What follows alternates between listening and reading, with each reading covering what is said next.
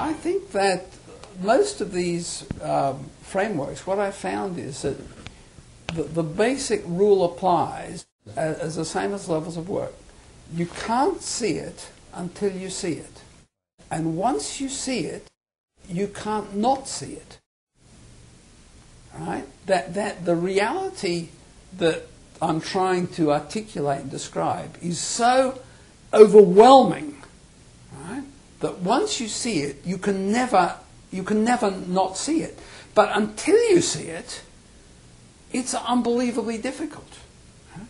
I worked quite a bit with my wife, partner Verity Goitin, who was, I had a small group around me when I was doing my consulting work, and then slowly as that stopped, but she's continued working with me, and she's always acted as someone who would read my drafts and I would bounce things, and she's a very down-to-earth person, and I knew if I couldn't explain to her, then there was something terribly wrong. And furthermore, if she couldn't explain to someone else, then there was something terribly wrong. In other words, I'd not, I was using Blarney, or I was fooling myself. Right. And I remember one occasion, it's quite a long time ago now, of course, in the early days of writing, working with values.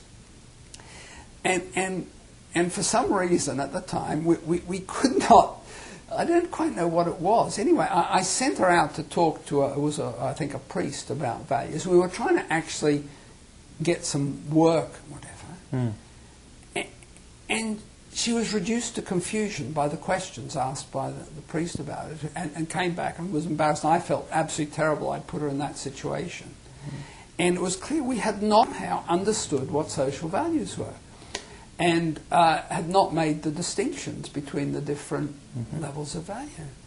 And I was sort of embarrassed and shocked and apologized, of course, because to my wife. I mean, I should never have put her in that situation, or anybody. Right? And it was a real lesson to me. You can't see it until you see it. Right?